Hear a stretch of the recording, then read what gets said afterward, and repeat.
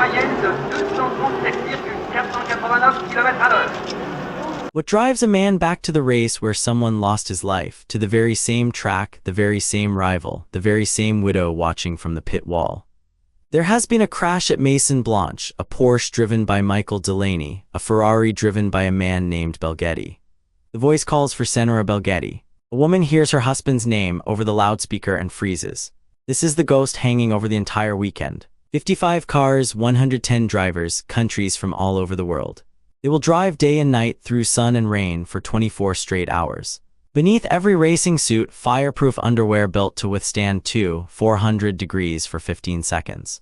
Each driver's blood type is printed on his helmet. This is not a Sunday drive. For the first time, drivers start strapped into their cars instead of running across the track. The old sprint start was too dangerous, even for a race that still treats 230-mile-per-hour straights as routine. But before the green flag, there is a familiar face in the paddock. Michael Delaney is back at Le Mans after his crash here last year. He looks calm, but the cameras and the press are watching him closely. Remember that crash, the one that killed Belghetti, because Lisa Belghetti is here too. And Delaney knows it. The Delaney-Stoller rivalry is a very different circuit, where the endurance and the skill of the driver. 5 minutes to start. The drivers climb into their machines. The countdown begins. The qualifying grid rolls out. Kurt Ahrens sits on pole in the long-tail Porsche, number 25. Erich Stoller lines up his Ferrari, number 8. The green flag drops and the cars disappear into the French countryside. 3 minutes pass before anyone sees them again. The wait begins. The leading Porsche streaks in for its first pit stop. Right behind it, Erich Stoller's Ferrari. And then the Gulf Porsche of Michael Delaney, already in first place among his team's cars. A weather report arrives. Rain is coming. The teams will have to decide whether to stop for wet tires or gamble on a shower that might pass. Delaney answers without looking at her. He is polite but distant. Whatever guilt or resolve he carries, he keeps it under the helmet. But Lisa is not done. In a quiet moment away from the track, she reveals a deeper wound. She has 2 children, Peter and Erica. She wonders what their father would have told them about his work. The conversation turns to truth and lies, and who gets to walk away from this sport alive. I'll tell them that their father is the... If you had a choice, would you like to... For example... She tells Delaney it is the right time to stop racing. Not just for the race, for his life. But stopping has never been the plan. The rain arrives. Now the tactical war begins. If it is a short shower, teams that stop for wet tires lose precious time. If it keeps raining, teams that stay on dry tires risk a crash. Lisa finds Delaney again in the pit area. She asks about the rivalry with Stoller. Delaney calls Stoller one of the best drivers in the world, but keeps his distance. Stoller gives a similar answer about Delaney. Both men are fast and both know they will end up racing each other before this is over. The respect between rivals is real, but so is the danger. Now watch what happens when these two meet on a wet track. Yes, Eric.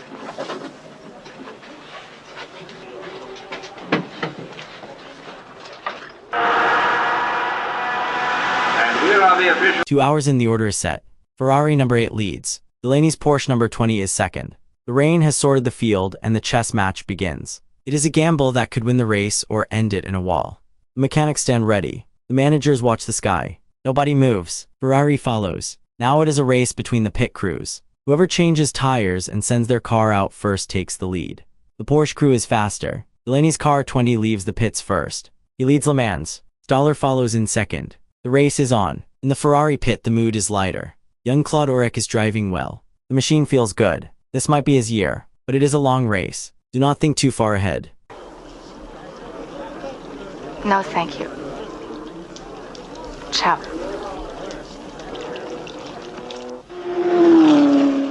Hours pass. Night falls. The cars run in darkness. Delaney shares a technical detail with his co-driver. The Mulsanne straight has a hump that unsettles the car.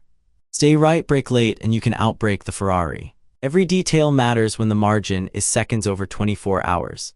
In the driver's cafeteria, Lisa Belghetti sits down across from Delaney. It is the only open seat. The conversation is quiet but loaded. He asks if his crash injuries were serious. He says no, but she presses deeper. The night grinds on. By 5 a.m., 13 hours in, only 25 cars remain. The Ferrari-Porsche battle is still raging, 12 seconds between the two lead cars. The field is shrinking. The machines are starting to fail. The second Ferrari team car comes in. Claude Orek takes over. He is young, eager, and driving in the worst conditions of his career. Another driver change should be in order.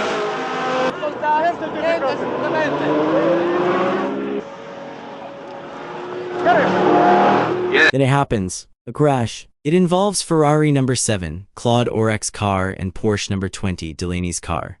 Both are out of the race. The announcer cannot even confirm the driver's condition yet. The silence from the hospital is worse than any bad news. Delaney walks away. Claude does not walk away so easily. The reporters swarm. They want to know about Orek. They ask Delaney if he caused it. They bring up last year's crash, the one that killed Belgetti. Delaney snaps. A reporter asks if Delaney compares this to the shunt that killed Lisa's husband. The camera finds Lisa's face in the crowd. The past and the present are the same wound. Word arrives from the hospital. Claude will pull through, but Delaney is out of the race. His car is destroyed. His day is done, or so it seems. He tells his team that if they want to pass the car ahead, do it through Maison Blanche. The other driver does not like that section. Even from the sideline, Delaney is racing. David Townsend confronts him. Is he really all right? Delaney admits the truth. The crash was his fault. He made a mistake. He wrote the car off. That is a hard thing for a driver to say out loud.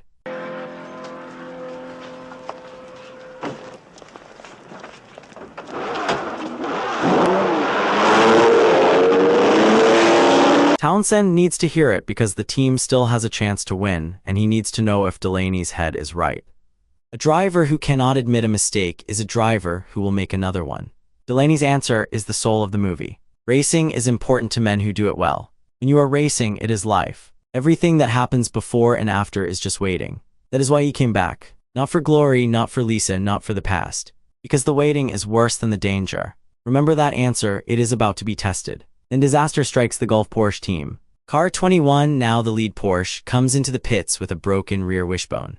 The suspension is damaged. The mechanics scramble. The entire race is collapsing into the pit lane. First place and second place are both stopped with mechanical trouble. Whoever fixes their car first wins Le Mans. The Ferrari of Stoller comes in for its final stop. But the bonnet goes up. Ignition problems. Now both leaders are parked. The mechanics are working against the clock and against each other. For fuel and driver change. Eric Stoller will take over. Dowd will assume the lead from Gulf Porsche number 21, still in the pit. Slows. Townsend makes a decision. The driver in car 21, Johann Ritter, is not fast enough. He needs someone who can push the car to its limit for the final stretch. He needs Delaney. Townsend wants Porsche to win Le Mans. He wants Delaney to drive flat out. The man who just rode off his own car is being asked to climb into another one and race the man who beat him 2 weeks ago. The announcer confirms it. Michael Delaney replaces Johann Ritter in car 21. The driver who was out of the race is back in the race. The man who caused one crash today is now chasing the only driver who might be faster than him. This is either redemption or recklessness. This is the answer to the question from earlier. When you are racing, it is life. Everything else is waiting. And Delaney is done waiting. Wait.